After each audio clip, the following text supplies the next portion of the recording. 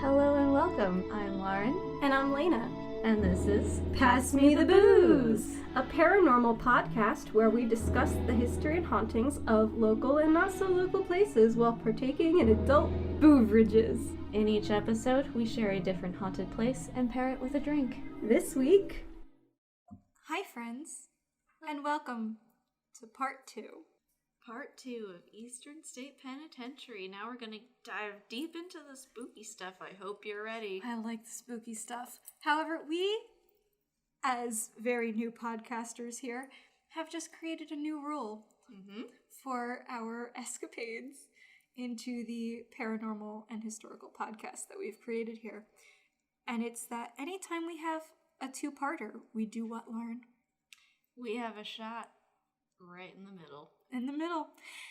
And it doesn't matter what type of shot, it's whatever is closest at hand, and right now within reach, literally, is whiskey. Some windowsill whiskey. Is that? Windowsill whiskey. Yep. She literally reached behind her through the window curtain and just pulled out a bottle of, what was it, Jim Beam or Jameson? I think it's Jim Beam. It's Jim Beam.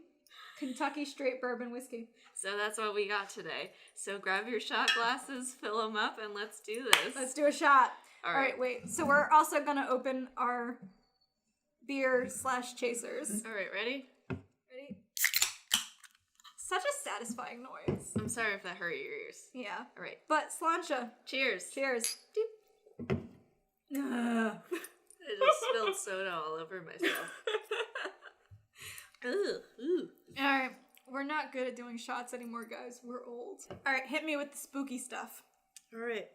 Buckle up, everyone. This might be a little bit of a sloppy one. It's fine. We are 2 beers and a shot in.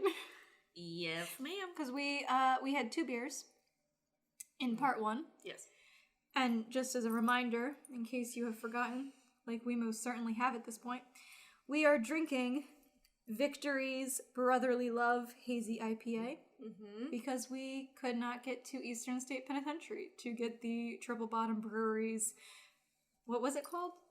It was Purpose Pale Ale. Yeah. Yes. That is served, not exclusively, but it's exclusively made for Eastern State Penitentiary. Yeah, in their beer garden, which we have to go to very soon. Hopefully. COVID times are rough, guys. Listen, I'm vaccinated. We're on the way. We're gonna do it. Once we're both vaccinated, we're there. Yes. All right. Let's go. Let's jump into this. All right, I'm ready for the spooky stuff. Hit me. First sentence I have. Oh, God. If hell was a place on earth, this would be it. A quote from the New York Post. What? All right. So, we're new to this. Very new to this. This is the second place we've looked into, and both have been described as hell on earth. You know, you're right. That seems to be a theme. That's a with theme. Ghost hunter shows too. This is the most haunted place on earth. I'm for it though. I like it. There are multiple places that could be hell for some people. That's true. Different types, different levels. We're going through Dante's Inferno here. Different strokes for different folks. I don't know if that applies. I hope it doesn't. Okay. So I'm gonna recap a little bit of what you said before, just to refresh our memories. Yes. So let's do it. During its 142 years as a prison, at least 2 guards died. 1,200 inmates died. Yep. More than 50 inmates committed suicide, and over a dozen were murdered by other inmates. So, we actually, it's not over a dozen. It's over 50 were reported murdered by people. That's right. At the. Yep. That was one of the last things we said and talked about. Yeah. So they were a little modest with how they described it. Yes. Yep. I love it. Gotta love it. And as you said, a good chunk of them died from tuberculosis and other diseases because the conditions were just so terrible. They were jam-packed in there, and I don't know if your research found it, but 1881 to 1882, huge spike for people to die of tuberculosis. And there's like as you mentioned, there's this whole ledger of all the deaths that occurred that go as far back as 1830. But fun fact, I want to tell you this. There is one entry from 1859 where it claims that the person died of, do you want to guess? There's so much that could be. I really hope it's not apoploxy or whatever the hell it was. What was it? Apoplexy? The thing where they bled out? Yeah. No. Thank God. This person died of masturbation. What? No, wait, that's not real. You heard that right, folks. No. I mean, keep in mind, this was a place that frowned upon that sort of thing. Anything. Really. And that it was bad for your health. Well, so who knows? I mean, that, all right, so, all right. This is where this podcast is going to get real fun because my two specialties is, one, like human sexuality and history. Mm-hmm. So I've got history and human sexuality under my belt here solidly. Good. So, not only was masturbation a sin, right, in almost every Christ-based belief system this was built on the foundation of Christian beliefs. Yes, and that is a sin. You know, but, whatchamacallit? Monty Python does it best. Tell me. Well, there's the whole song about masturbation and spilling of seed, and I don't know. Oh, hold on, wait. Are you gonna show me? I have to show you now because all right. Well, I love a good song about masturbation. But we'll have to end up like editing this part out for release, just because. Oh yeah, we'll skip to like after I've heard it. But wait a second. Spiff. What's the song about masturbating from Monty Python? Every sperm is sacred. No, this is a thing, alright? Unfortunately, listeners, alright, you can't hear this well. Lauren here will be able to witness the wondrous video. One eternity later.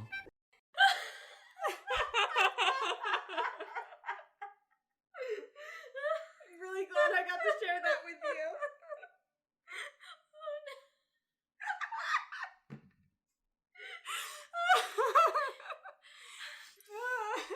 Alright. So we've learned two things today. I'm crying. We've learned that every sperm is sacred. And that part 2s get weird. Oh no. Oh God. So when you tell me that a prisoner died of masturbation, that is all I hear. Going in my head. I'm sure that's what was playing through his head whenever he died. It definitely was playing through the guard's head who recorded his death as death by masturbation. Public service announcement, masturbation is not bad for you. No, it's not. It's actually quite healthy and you do it from a very young age. Woo! Right off the rails here. Alright, again, part 2s get weird. We cannot stress this enough. Do not let your kids listen to this. Oh, this is please. an explicit podcast. Oh, my for a Lanta. reason. Yeah, no, I mean, it's educational. And you can share this wisdom with your children at your discretion. So, sightings actually started in the 1940s. Wait. I need you to tell me more about the guy who died from masturbation. So I honestly, I don't know why. You can't die from masturbation. I'm just going to put it, well, actually, no, that's a lie. I mean, if you have a heart condition, if you're incredibly dehydrated, if you have a heart condition, you didn't take your pills that day, you know, when it happens, you just die of a heart attack. Sure. It happens. Sex is very strenuous on the human system. That's a thing. So I don't know what happened there. It's maybe the guy had a heart condition and, you know, all right. I mean, you're in this place like 24/7 and isolated. You have nothing to do. It's nothing to do except for read the Bible or have God look down on you from the skylight. So listeners, please enlighten me. Comment, like, below. I don't know if there's a below for podcasts. I think there's a below for some of them. I hope so. If there's an option for a below, just email us at passmethebooze.com At Gmail. at gmail.com. Subject line, correct Lena.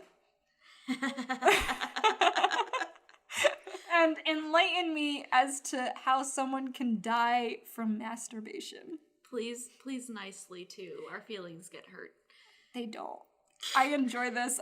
I thrive off of your feedback.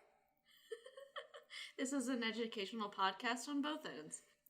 So someone died from masturbation. Mm-hmm. All right. That's when the sighting started. No, I'm just kidding. The sighting started in the 1940s, when both guards and prisoners started reporting mysterious visions and eerie experiences. Yo, that's... I'm not sure. Wait, like, when did Al Capone... See, Capone was in the 30s. So maybe that could have been the start of it. So that, yeah. He started screaming about random shit, and they're like, "Ooh, no, what's this?" Oh man. All right. Oh man. All right. So after its many years of operation since its abandonment, the sightings just increased tenfold because, of course, they did. I don't like that. Many visitors and staff had reported sounds of footsteps down the long corridors and even anguished wails coming from inside some of the cells. Many have reported seeing the ghost of Joseph Taylor, who murdered an inmate, Michael Duran, in 1884, after which Joseph went and just took a nap. So he murdered this guy and just went, okay, back to my cell, I'm going to take a nap. That's the end. Obviously, the penitentiary is really working. The Pennsylvania system is beautiful. Mm-hmm. There's no flaws. It's fine. It's totally fine. It's totally fine. People have even seen a figure in one of the guard towers, still to this day. So homie is still clocked in. I mean, did he, die there? Do we have any, because I didn't find any information on him in my shit. But, did you? No, there wasn't really anything else about him. He's just chilling out in the guard tower. He never clocked out. He's like, no, I gotta watch over this place. This is my responsibility. Was he a guard or an inmate? A lot of people think he's a guard. Oh. So it's possible that maybe during one of the riots he could have died and he's just still hanging around. We're not too sure. It's up for speculation. All right. I mean, I'm for it. I like the spooky shit. I just... Can you imagine, though?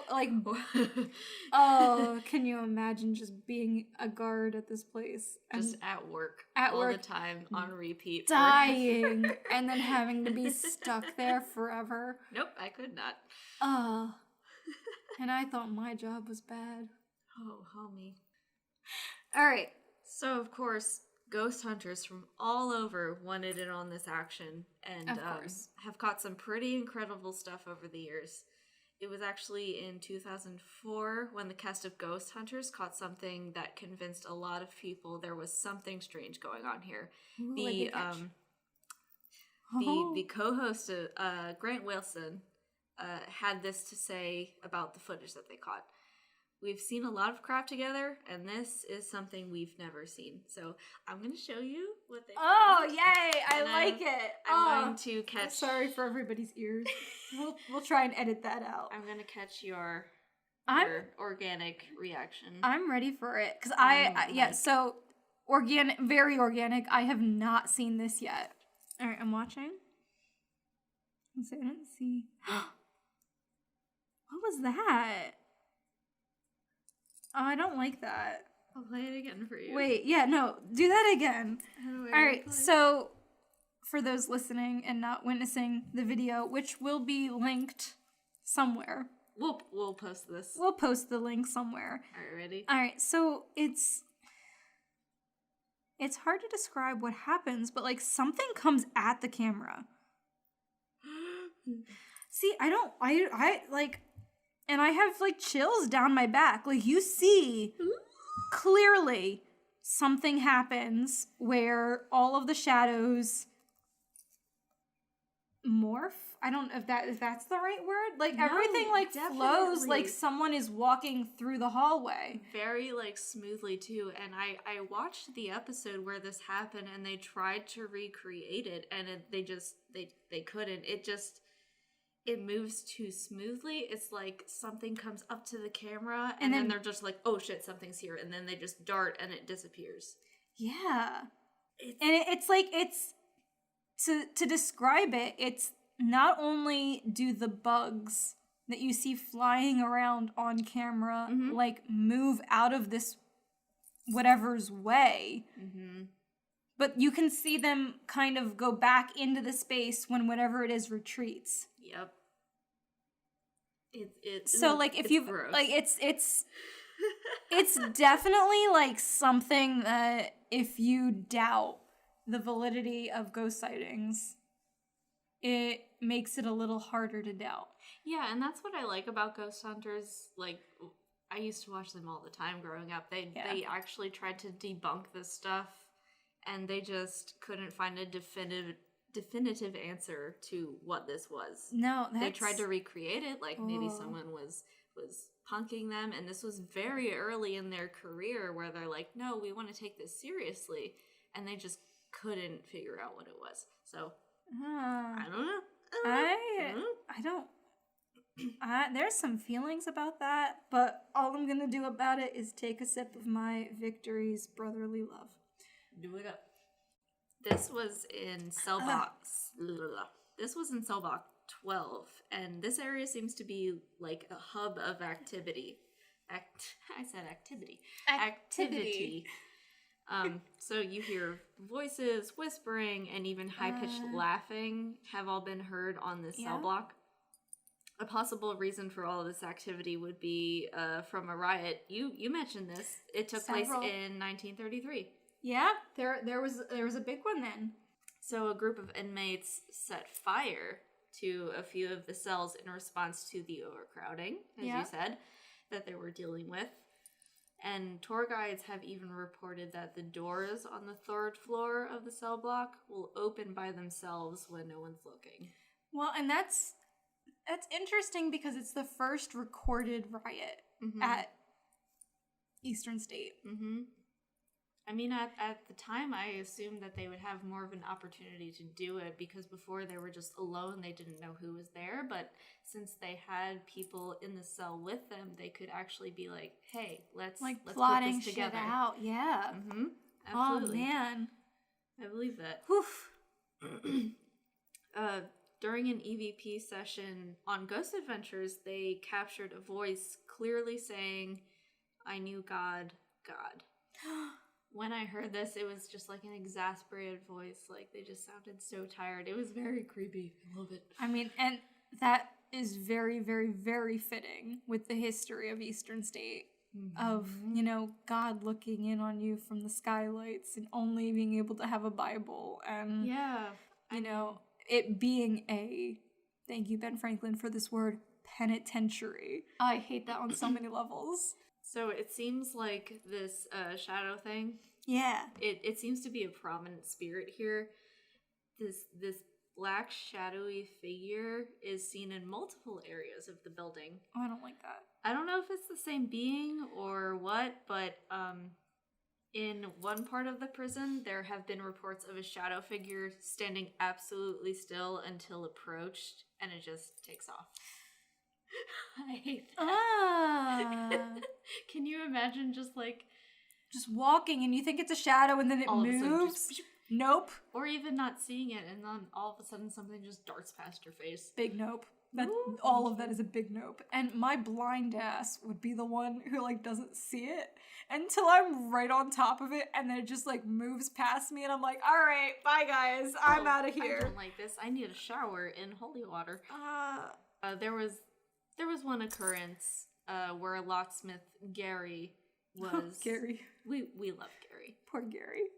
He was removing a lock from cell block 4 during a time when the prison was getting ready to open up as a tourist attraction. Okay. This is when he was suddenly overcome by a strange feeling that just caused him to freeze. Not cold or anything, but just stop in his tracks. Yeah. Gary said he felt like he was being watched real intensely, but there was no one around. He kept, the feelings keep coming back every few seconds until he turns down the block and a black shadow just leaps across the block. Nope. Zoop. Nope. Nope. No. See, and alright. Do you think ghosts are like conscientious of what they're doing? Or do you think that that's more like a demonic thing? I don't know. See, I think there are 2 or 3 things. There are residual, which are just basically Like an the imprint. replays. Yeah, Yeah, and that's what I think of when I think of ghosts. They play over and over because of what happened there. It's just residual energy. It's just leftover energy. And then there's intelligent, which there is like a spirit stuck there, and they're trying to communicate with the outside world of what happened to them, and they can't escape from where they died from or something like that, or part of themselves are just stuck there. And then number 3, I think, is non-human energy. See, and that's what freaks me out, because like some of the shit that we've at least that I have seen reportings of, some of that sounds non-human. I agree. Like the quote unquote sadistic loud laughter. Mm-hmm. I don't think that's normal. I don't think that's residual or like trying to reach out. No. That sounds non-human to me. I mean, alone, based on the negative energy that was cultivated here, it's definitely enough to invite something inhuman here. Yeah. Plus, after it was abandoned, all of the urban explorers that came in here, we discussed this for Penhurst. Yeah, we did. People could come in here and just, try to summon whatever. Opening the portals and shit. And well, I didn't find any reports of them finding ritualistic symbols like at Penhurst. No. But I am willing to bet that before they opened up for tours, they found a ton of that stuff, and they like either painted over it or they scrubbed the walls so that graffiti was gone. But I believe people brought their Ouija boards here. Yeah, I'm sure there could have been like a ritual or 2. Oh, definitely. Who knows? And again, if you play with Ouija boards, always say goodbye. Always say goodbye. Always say goodbye. Please. If you have any experiences here with that kind of stuff, please let us know. Yes. Passmethebooze.com. Nope. That's not Nope, that's not it. Passmethebooze@gmail.com. One day we'll get this right. So poor Gary. Mm-hmm. So this Gary encounter is also in cell block 4. Ugh. So in 1990, after he had just opened a 140-year-old lock, Gary was gripped by a force so tightly that he was unable to move. So again, poor Gary, he's just landlocked with this horrible feeling.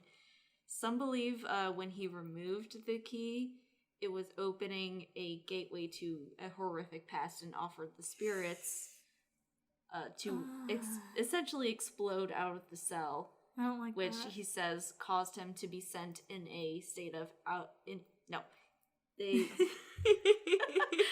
Part 2s get weird. I'm sorry, I can't read now. It's fine. He was sent into an out-of-body state in which he was drawn towards this negative energy. So God, I can't even... Ooh. Like, all right, but to be aware of the fact that you're in an out-of-body state, just from experience, you have to see yourself. Have you been in an out-of-body experience? I have. Tell me. Well, and it was actually, we were talking about like when I was a kid and I was in the hospital for a while because my appendix burst and a certain hospital didn't know what to do with that. Yikes. I had a couple of out-of-body experiences because I flatlined like twice. God. I hated it both times. I think I blocked that out of my memory. You might have, because like you visited me. Yep. The one day, and I actually got, I don't know if you remember this, I remember vividly because your mom was there and your mom ended up calling the nurses to help, but I got really, really, really sick when you visited the one time. There are fragments coming back. Yeah. I definitely remember that. No. And I definitely blocked it out. I hope you did, for your sake. Unfortunately, I am plagued with this memory horribly. But, like, I got really sick the one time you visited, and it wasn't one of the times where I flatlined, but it was definitely one of the times where I got very, very sick, and then I passed, like, I blacked out and, like, passed out, and I was not consciously aware of what was happening. But from what I've been told from my parents, my mother kept very explicit notes on my health history because they were going to sue the hospital if I died. Good. From what I was told, I like was screaming, just bloody murder. And I hope to everything that is there that you were not present for that. I don't think I was that. I remember you telling your mom that you did not want the feeding tube back. I remember that. No, you it did wasn't. Not want that. It wasn't a feeding tube. It was the NG tube. It was whatever tube you had. Yeah, it's called an NG tube. It's the nasal gastric tube. It goes up your nose, down your throat, and into your stomach to pump your stomach out. And they were doing that because my organs internally shut down. Yep, I do remember that. And it was horrible. And Lauren here had visited right after they removed the second one that they put in, and they had deemed, after me getting very, very sick, while she was there, they deemed that I needed a third one. Oh my god. And also, they weren't putting it in right. They, like, weren't, it wasn't, like, one, it wasn't the right size for a child. So, like, I was getting the adult version shoved down my 12-year-old What the throat. Wait. Horrible. What hospital was this? I'll bleep it out. Really? Yeah. Because you visited me at, and then when I was at CHOP, and you don't have to bleep out CHOP. Yeah. When I was at CHOP, we were emailing, and yes. I, like, would call you, and we would talk on the phone and shit, but you did not visit me at CHOP. Like, my parents outright told your mom, do not let her visit right now. That's and fair. because I was, like, I read an email, you sent me an email saying, I want to come visit you. And I asked my parents if you could. And my parents looked at each other, looked at me, and they were like, this girl is dying. Oh. We cannot traumatize another 12-year-old. That's fair. And, like, I remember them calling your mom while I was, and, like, they were in the room with me, and they called your mom, and they were like, you guys can't visit. Oh, God. Like, we're so sorry. I vividly remember them telling your mom that you buying me that Pooh Bear was, like, a goodbye gift. A goodbye gift, and, like, saying that it was, like, the biggest thing, and it meant so much to me, and, like, that you can't visit. Oh, no. Well, my heart is about to give out. So, like, I flatlined twice at... Bleep that out. Yes.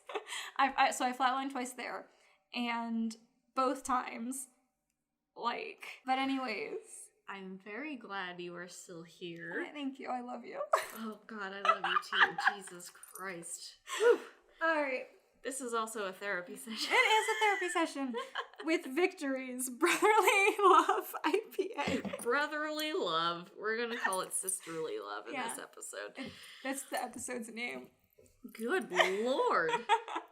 But like as someone who's flatlined and had an out-of-body experience, you legitimately, vividly see everything happening. Even though everyone around you says you couldn't have known that, you were not conscious. Right. So, like, but poor Gary having one of those. Yeah, oh my God. Yeah, he was just chilling, trying to do his job. He had this out-of-body experiences drawn toward this negative energy that was trying to control him. I don't like that. Oh, that, see, to me... Poor Gary. All right, as the good Roman Catholic that I am, that to me sounds like something trying to possess him. So that to me sounds... 100%. It sounds demonic. It sounds so demonic and so evil and just so, Just malicious. Malicious and ungodly. Yes. To me, I everything in me just goes nope. So Repel that. Wait till you hear this. Oh no. He said when he was having this out-of-body experience that these tormented faces appeared on the cell walls, and that one form in particular started beckoning to him. Nope. Yep. That's a demon. Come on, Gary. Yep. So Gary witnessed a demon. Yep. And this is not the only encounter that Gary has had with the spirits in Eastern State. And, throughout the years, he was convinced that the ghosts were going to kill him. Oh my god. Which, valid. No. Yeah. Well, especially, if whatever was showing itself and, being there to Gary was demonic. The whole purpose of demonic energies like that is to, quote unquote, destroy you. Yes. And, take over or to cause you to do harm to others. So I hate that. Oh, I hate that so much. It's bad news bears. Bad news bears indeed. Lena, do you know what I love? A shot of Annie Get Your Gun with a chaser of ginger ale? I mean, yeah, but I also love not leaving my house. Dude, same. I love my bed and my blankets, and they have accepted me as one of their own, and if I leave now, they will never trust me again. Don't compromise that relationship. I can't. But especially right now. Yes, especially during a pandemic. Don't leave your house. And the last thing I want to do is go out to the grocery store when I could just have everything I need delivered to my house. Is that why you Instacart? That is exactly why I Instacart. They can deliver fresh groceries straight to my door, sometimes in as little as 1 hour. Or I can schedule the delivery if I'm not going to be around. Instacart now also has multiple options based on your needs, from pet stores to your local pharmacy and our personal favorite, even alcohol. Hell yeah. And they even have a section for people who use food stamps, so you can find exactly what you need all in one place. So follow the link in our show notes to go to instacart.com to get free delivery on your first order of $10 or more. Instacart. Never take a step in a grocery store ever the again. Hey, Lauren. Hey, Lena. How do we do this? Do it. Make our podcast. Oh, we use Buzzsprout. Do you want to know one of the best things about it? What? You can start a show for free. That's my favorite 4-letter F word. Buzzsprout is hands down the easiest and best way to launch, promote, and track your podcast. Your show can be online and listed in all the major podcast directories like Apple Podcasts, Spotify, Google Podcasts, and wherever else you get your podcasts. Buzzsprout wants their podcasters to succeed.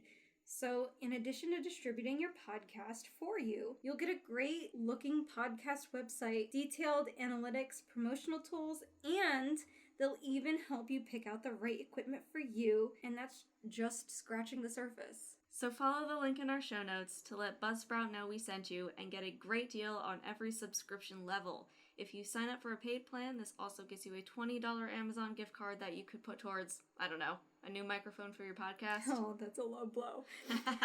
And, of course, this helps support our show. So follow the link in our show notes to go to buzzsprout.com and join over 100,000 podcasters already using Buzzsprout to get their message out to the world. Buzzsprout, the easiest way to start a podcast. So, circling back to... I'm getting ahead of myself. Circling back to the black shadow figure, this has also been seen running around in cell block 15, which is the maximum security block, fun fact. There are also reports in here of screaming, whispers, and crying in this cell block. And that was the maximum cell block. Yes. See, and my research doesn't show anything like that, just because Eastern State itself does not discriminate between the cell blocks. Right. So there was no record of where the hole was.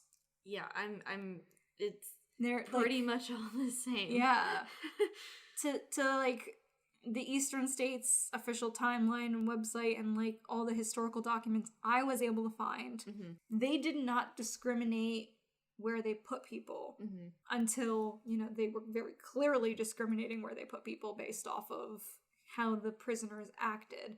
But again, they didn't know their names or anything like that. So I think it'd be very interesting to find out how they knew that that was like the high security block. Yeah, I'm sure, as you mentioned in the last part, there were guard notes. I'm sure they said, oh, this is the maximum security part of the prison, and this is what we do.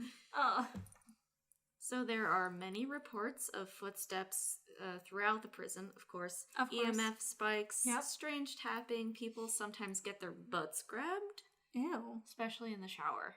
Of course, don't drop the soap. Of course. Don't drop the soap. Oh, I hate that joke.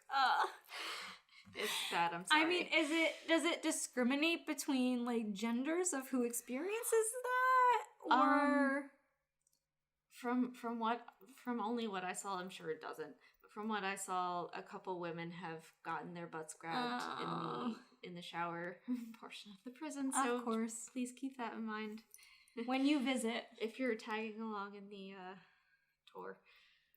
But there are cold areas, events of dizziness and fuzziness, like pins and needles. There are intense feelings of sadness and feeling overwhelmed. Can relate. Yeah. Especially in the infirmary and operating room. I have a story right here. Have me a story. When a group of investigators from a show... God, I'm sorry, I can't talk. When a group of investigators from the show called Ghost Finders was in this room and doing a spirit box session, one of the investigators said, "Hi, I hear your desperation." And she immediately got a response back that said, "Good." Good, I'm glad you're here. Welcome. She then asked if there was someone here that enjoyed inflicting, and before she could finish, someone responded, "Always."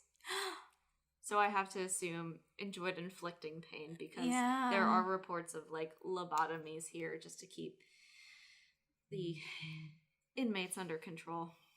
I hate that. I hate that so much. I do not like that. No. They got a few more phrases to come through, including someone, they killed him, Theodore, and Robert, which was one of the investigators' names.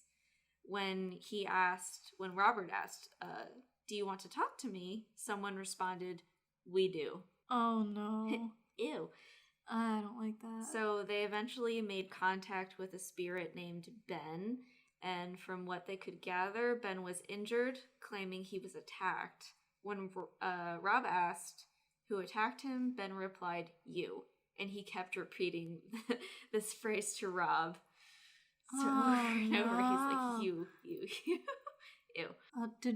Do we know if Robert had any like relatives who worked at Eastern State? I'm not sure. I don't think so. I think it was just someone who looked like him. Yeah, a reaction and just just a way for the spirits to attach onto somebody, just to be like, you did this to me. Yeah. So in this moment, Rob stumbled back as if he were pushed, and then he asked, "What do you want from us?" And the spirit box replied, "You to go home." Oh no. They were like, "This is enough. Get out. We don't want you here." Oh. That's like the king in the last episode, or 2 episodes ago now, telling them to leave. Yeah. Get the hell out. Cell block 8 is pretty active. There are reports of voices and screaming. Even full-bodied apparitions moving in between cells all the way down the cell block. The energy can often be described as crowded or like a sponge that is full of misery. Alright, so great imagery. Writing skills 10 out of 10. I love that. But what do you think that actually feels like? Because I personally have never been to Eastern State. Me either. Just because, like, part of me really respects the dead and doesn't want to intentionally go somewhere where they are. Yeah, full respect. I get that. But another part of me also goes, I'm so po I can't afford the R. So I can't afford to go there right now. But no, we will go visit the beer garden at least. Yes. But no, I've never been to Eastern State, so like I don't know. I know what that means. I've passed it so many times. I feel like we need to make a date. Let's make a date. Let's make a date. Let's do it.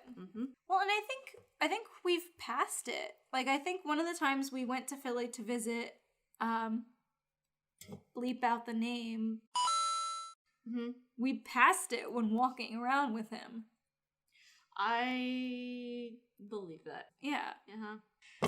The spirits seem to be very chatty here, or rather, reluctantly chatty. I don't like that. In cell 49 in block 8 is where Joseph Havel killed his cellmate George Kopp with a pair of scissors.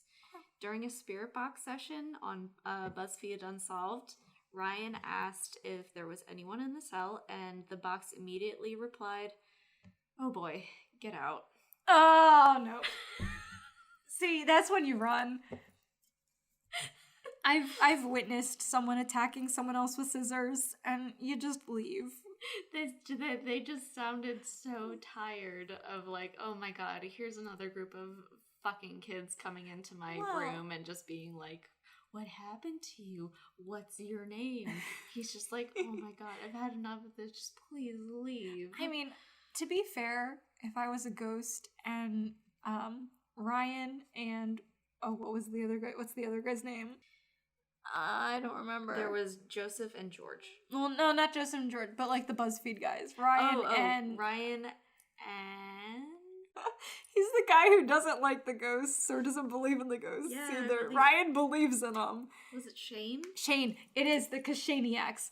Alright, so but like if I was a ghost and Ryan and Shane came into my space and were like, I'm a ghost and I'm real, I would tell them to get out too.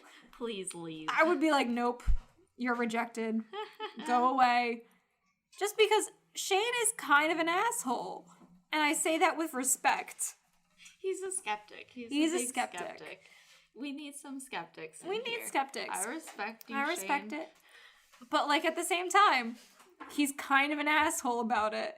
And I've watched enough of the BuzzFeed mysteries, unsolved paranormal episodes to know that, one, Shane, if you're listening, you gotta stop offering up Ryan as like a sacrifice. That's not nice. It's not nice.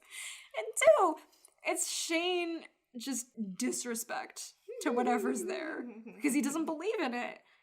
Just because you don't believe in it doesn't mean that it won't affect you. Yeah. And then that's when they said, somebody got stabbed in here. What was your name? And the box replied, George. Are we through?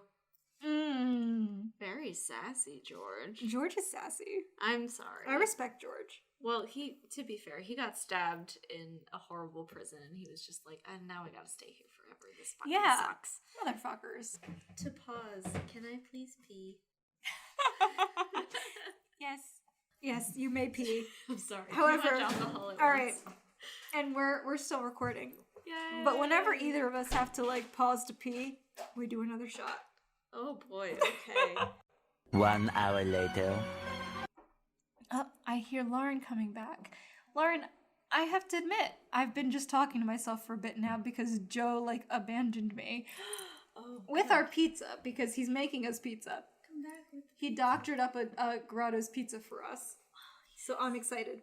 Wonderful. But because you went to the bathroom and peed, Another one. we're doing shots. And again, we're both wimps, so bear with us here. All right. Cheers. Cheers. So, Gary, demons, laughter, BuzzFeed. All right. Shane and Ryan. So we're gonna switch gears a bit. All right. We're gonna talk about Al Capone. Capone. My boss, Al Capone. Yep. as you said, he only spent about 8 months in here. Yeah. But during that time was said to have, quote, transformed into a weeping and terrified mess who would send out blood-curdling screams at night shouting for Jimmy to leave me alone. Yeah. Sounds about right. A boot rate. And we talked a little bit about Al Capone in the last episode. No, but it does say, like, that is, from my, like, historical research, Al Capone and quote-unquote Jimmy, which was the name of a mob boss that died during the Valentine's Day Massacre, which Al Capone is credited for orchestrating.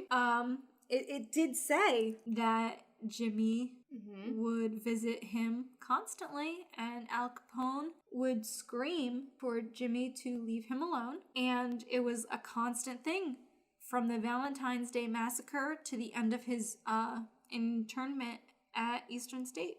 Yep. And it was I love this tidbit because it was actually recorded in historical documents. Oh. So, like, historical fact, someone said that Jimmy witnessed a ghost. Or no, not Jimmy witnessed a ghost. Al Capone witnessed Jimmy being a ghost. Mr. Alphonse. What was it? Al Scarface Capone? Yeah, Scarface. That was his his nickname. Oh, I have a story for that one. We love us a mobster. Let's go. wait for that one. Yes, so he was the one that orchestrated the St. Valentine's Day Massacre. Yep. In which 7 members of the Bugs Moran gang were lined up and just gunned down in a garage in Chicago. I think, like, they disguised themselves as, I don't know, mechanics, and were just like, line up. Yep, and one of those victims was Jimmy Clark. It was because the Bugs gang, not Bugs Bunny, they were this was in the time of the, what was it? There's a lot going on then. There was a lot fucking going on then, but the Bugs gang was a rival in controlling the illegal liquor trafficking during the Prohibition. Prohibition! That was it. That was when alcohol was illegal. Can you believe that? We hate that here We at don't Pass like Me the that. Booze. Now, concerning the hauntings of Mr. Jimmy Clark, there is some speculation about this because Al Capone was eventually diagnosed and died of syphilis, which in his case caused his brain to slowly deteriorate, causing confusion and eventually dementia. He was in Eastern State in 29, but didn't get diagnosed until 38, so I don't know if this was just maybe an early sign that he had started to deteriorate.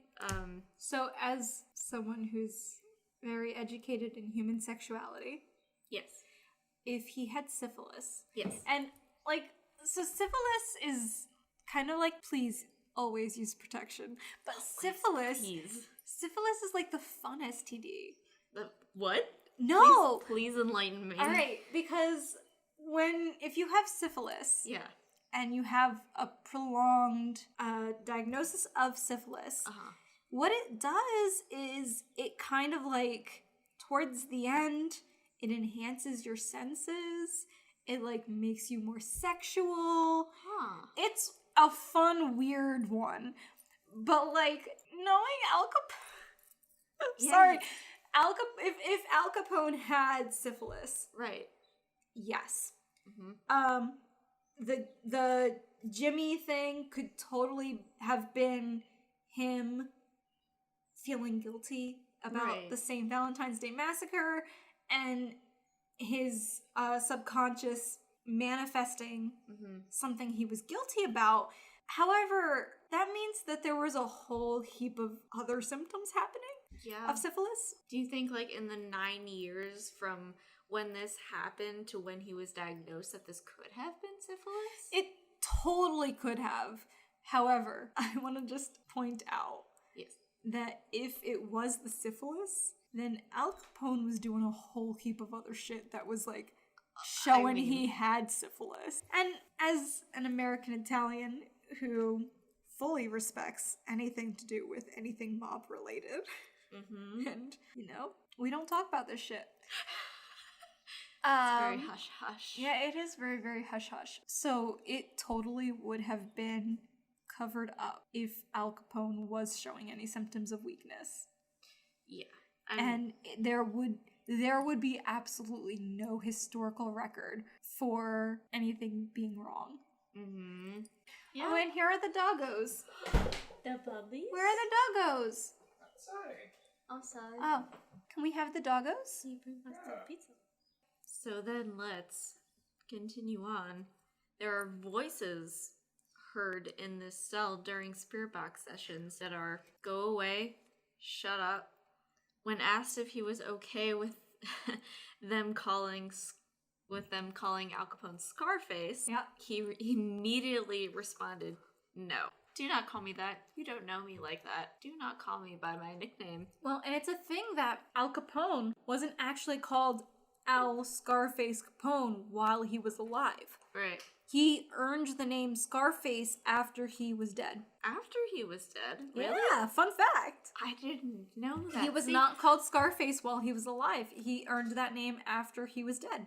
This is also from the BuzzFeed Unsolved episode. Ryan and Shane were wearing brown and white jackets when Ryan asked, "What color jackets are we wearing?" The box said, "Brown and white." And then it said, "Look at these two." So I'm wondering if Al and Jimmy are just hanging out in this cell. See, here's the question. Can a ghost haunt another ghost? Oh my goodness. Or gracious. do they just both become ghosts in the same plane of existence? And kind of like accept one another being there? I would have to imagine. I hope that it's that. And that it's not you get haunted while you're haunting someone else. Yeah, and then the other person dies, a part of their energy like goes back to. I would hope. Alright, so just to be clear, we have received puppies. So puppers are now in our space and distracting us. They're dogs. Doggos. Wisp and Twig. So, ending the ghost sightings on a lighter note. Oh man. Pep the dog. Pep. Poor little Pep. Poor Pep. He's been reported to have been seen and heard throughout the prison. Pep was given free reign in life to go wherever he pleased, and thus he's been spotted in many different locations. Pep was such a good boy. He's such a good boy. We here love Pep. I really hope Pep was treated well. That's it for the hauntings, but Oh man. Oh no. if you want to travel there yourself, there is a haunted attraction, as Lena said, here every year during spooky season. Spooky season. They haven't released dates for the attraction quite yet, because it's June right now. But It's June and it's also COVID times. yes, please get vaccinated. Wear a but mask. You can sign up for notifications on their website at easternstate.org/Halloween to get updates on ticket sales and exclusive ghost tours. Right now, you can do night tours as well as day tours. Both of them are audio tours narrated by Steve Buscemi. There are regular art installations here that are inspired by issues of our current prison system, the struggles of those who have been incarcerated, and the obstacles they face after they've been released, and so much more. Lauren, is there anything else that we can do? Yes, if artists want a chance to submit their work, you can visit easternstate.org and fill out a submission form there if you want your artwork displayed. Oh, I love it. Yes, and please go ahead. let us. Well, I was gonna say, please let us know if you submit anything to Eastern State for the art exhibition, because we will gladly repost or post if you send just our Gmail on our socials.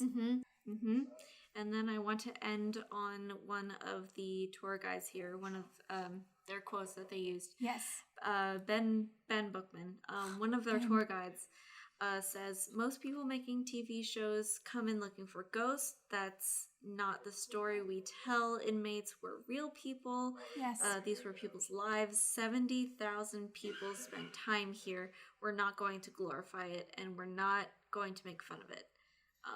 Well said, Mr. Bookman. Well said. This is our history.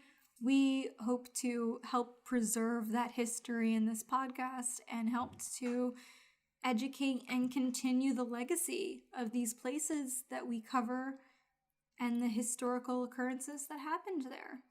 Well said, my friend. Yes. All right. All right. Thank you. Man. Thank you. Thank you, thank you, thank you. What are we at now? Like 2 We're hours? 2.5 hours long. Yes. So cue the outro. Thank you everyone so much for listening. Be sure to follow us on our socials at Pass Me the Booze, spelled BOOS. We're going to try and post regularly with previews to upcoming episodes, as well as our drinks of the week. If you partake in the drink of the week while listening to our episodes, please tag us. We'd love to see it. We also want to start reading some of your stories at the end of each episode, so if you have a scary story that you'd like to share, you can send that to passmethebooze@gmail.com with the subject title Bonus Booze. Again, that's BOOS. These can be anything from personal ghost stories, UFO or cryptid sightings, even true crime. We want to hear it all. We also welcome drink suggestions, so if you're a bartender, hit us up, or just a boozy aficionado. Lastly, please consider giving us a nice rating wherever you might get your podcasts. It really helps us out in the rankings and will allow us to keep making the show and making it even better. And tell your friends, tell your families, tell your dog. We have some really big plans for the podcast, and we would love to be able to make that happen for you all. And I think that's everything. Yeah. Thank you so much. We'll see you next week. Bye! Goodbye.